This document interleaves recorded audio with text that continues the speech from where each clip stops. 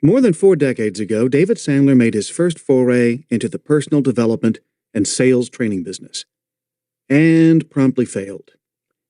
Among the most important of what the world would later come to call the Sandler selling rules is this one: you have to learn to fail to win.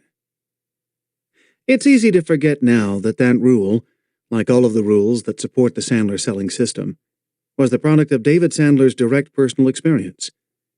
Learning to fail meant going for the no, a concept you'll be encountering in this book. But even before that, it meant being honest with himself about whether what he was doing was actually working. And at first, what he was doing really wasn't working. He replicated what he observed other professional salespeople doing, but he didn't get the results that he was seeking. Before long, he found himself beaten down, with his self-esteem at an all-time low. Sandler did some soul-searching, and he concluded that the techniques he had been taught were tired ones, so tired that prospects could see where he was going and would throw up objections and roadblocks that made his sales process even more difficult than it already was. David's biggest issue, he realized, was that he didn't have a playbook that he could follow in a consistent manner. The playbook he ended up creating for himself and sharing with others transformed the sales training industry.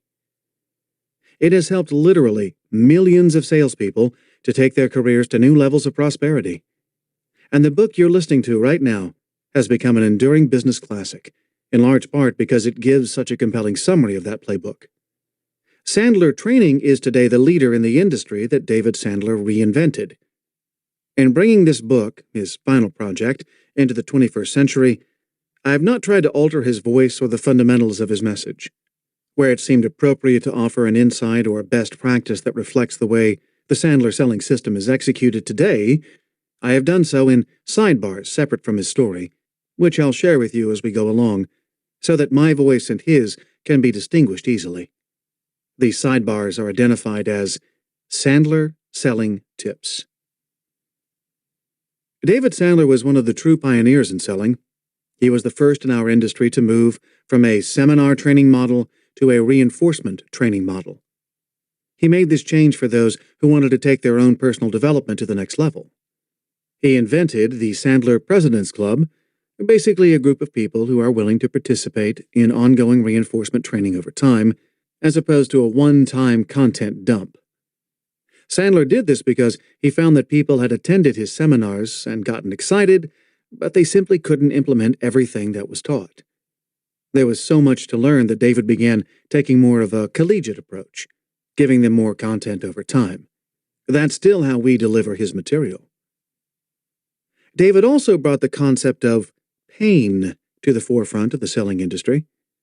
Since that time, other companies have tried to replicate the idea of pain and incorporate it into what they do, but David was the first to introduce it as part of a selling model and the first to bring the doctor analogy to the sales process. Most important, though, was the psychology woven into Sandler's sale process. Even today, most sales training companies still focus on what you as a salesperson should say. David was the first to focus on how you should think. Many sales training organizations provide scripts that sound great in class but are unrealistic in real-time interactions with prospects or customers. David taught you how to think in different circumstances, knowing full well that the words you chose would change with each situation or with each buyer profile. And he also changed how you thought about yourself. With the success triangle, composed of the behaviors, attitudes, and techniques needed to succeed, Sandler had a winning combination. It all boils down to a flexible, conversational sales model that doesn't require you to memorize a tight script, which is useless anyway. These days, I call the Sandler selling system a sales GPS. It gets you where you need to go. David believed that salespeople are made, not born. He believed that we don't have to have an extrovert personality to succeed in professional sales, and he proved that with his own example. He believed we can continually shape how we proceed and how we interact with customers throughout our careers, that we don't have to get stuck in a comfort zone. Last but not least, he believed that sales is a science, not an art form, that there are clear causes and effects. I had the distinct privilege and honor of knowing David Sandler from 1986 until his passing in 1995. He was a great mentor and a great coach because his process was always you-focused. Let me explain what I mean by that. Traditional sales processes have always been focused on the products, the services, the features, and the benefits. A salesperson could spend countless hours searching for unique selling points and areas of differentiation from the competition, advantages that might be so subtle that only a sophisticated product specialist would notice them. From the prospects' and customers' points of view, most of the vendors were very close to each other, or even identical. David challenged us to focus not on the product or service being sold, but on the other person in the conversation, on the prospect, on the you. He wanted us to figure out what people's issues were. He wanted to know what the gaps were between where prospects are and where they want to be. He wanted to know how the prospect wanted to buy. At the same time, he taught us how to maintain the prospect's self-esteem. He showed us how to make people feel protected and safe in sharing information that they might not have thought of before, or that they hadn't planned on sharing openly with somebody whom they had just met. He maintained the self-esteem of his own employees in just the same way. There were 3 traits of David's that made it easy to work for him and operate within his culture. First and foremost, David was selfless, a word that is probably used too much these days, but it's the only one that accurately describes him. As a coach and mentor, and of course as a salesperson, he never focused on himself. He was all about focusing on others, and he did that while being quite soft-spoken. Another trait was that he operated with clarity. Clarity was a big part of his management style in communications and setting expectations. You knew what was important to him. He cherished loyalty, he valued hard work, and he made sure you knew where you stood at all times. You didn't have to worry about having a day or a week go by with uneasiness between you and the boss. David was very clear in sharing where we all were in terms of his vision for the future. He would provide the roadmap, or he would ask you to provide the roadmap. He would approve it, and then he'd ask you to come back and get constant feedback so you could adjust it along the way. He gave you clear guidelines from which you could operate. If you didn't get it right the first time, he was there to help you readjust. He would tell you what you did well, make you feel great about it, then start talking about the things that we still need to do. You always felt good about what you had accomplished, and you understood the gaps you had to close in order to get to the next spot. David's clarity provided boundaries for most of his interactions with managers. It helped me move to where I knew I had to go, so I could excel in a rapid fashion. In addition to providing clarity, David made sure you always felt safe. That was his third remarkable trait. I can't overstate the value of an employee feeling safe within an organization. Safety allows people to thrive on the things they do well, and it lets them focus on doing the things that need to get done.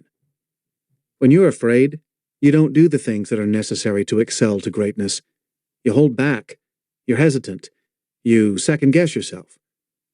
The safety that David provided was through what he called the 2 P's, standing for protection and permission. He would protect you. He would make sure that you knew you were safe, as long as you were operating within the boundaries that you had agreed to. He knew that you might not get it right all the time. If your heart was in the right place and you did the right things, then he always regarded the outcome as a learning experience, even if it wasn't what he wanted, needed, or expected. That kind of protection allowed you the freedom to think on your own and take chances. David's second P, permission, was also an important part of how he made you feel safe. You knew what the boundaries of your decision process were, so you knew you had permission to make decisions within those guidelines. You never felt inhibited. You never thought, I'd better go ask him before I decide.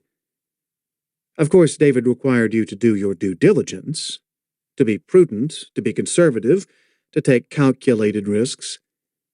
He required you to defend your decisions, but he always gave you permission to make them, and that meant he gave you permission to fail as well. Most people don't get their decisions 100% right 100% of the time, and David knew that. So if you stayed within the agreed-upon boundaries, you never felt as if your job was on the line. Fortunately, the failures that came along weren't great, and when they did come, they were important learning experiences. If you had a strong opinion and you stuck to it, and it didn't pan out, David would always respect the fact that you had tried. He knew that there were always bits and pieces of even failed projects and opinions that could be used for the greater good. He would extract what was useful and use it in other areas. My own time with David Sandler was special. In the formative years of my career, he taught me how to think, how to analyze, and how to communicate. And those three gifts, I find, are what most people get out of the Sandler process. Now, leading the company he founded, I hear two things over and over again when people tell me about their experiences with Sandler. The first is, I wish I had had it 25 years ago. And the second is, I use Sandler in my personal life as much as I do in my professional life. When I hear these comments, and I hear them a lot, I always think of how happy my coach and mentor would be to know that we are still getting that kind of feedback. That's David Sandler's legacy, and no one else's. I'm proud to be a part of it, though. I hope you enjoy this book as much as the hundreds of thousands before you have. I hope you keep an open mind about what David has to share with you. I hope you implement whatever makes sense to you.